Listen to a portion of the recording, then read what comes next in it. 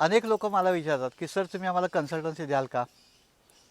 तर मी हो म्हटलं हो, की मी बरीच वर्ष सेंद्रिय शेती करतो आहे, आता नैसर्गिक शेती करतो आणि ह्याच्यामधलं मार्गदर्शन करतो, म्हणजे कन्सल्टन्सी देतो की तुमच्या शेतात समस्या काय आहेत किंवा तुम्हाला शेत नवीन तयार करायचं आहे, कसं करू, फूड फॉरेस्ट करायचं आहे कसं करू, माझी पिकं चांगली येण्यासाठी आमच्या डोक्यात हे रासायनं वापरायची, तुम्ही म्हणताय रसायनं न वापरता करायचं, कमीत कमी मशागत करून करायचं, कसं करायचं, या सगळ्याची माहिती आपण प्रदेशानुसार त्या त्या विभागानुसार व्यक्तीच्या गरजेनुसार देत असतो.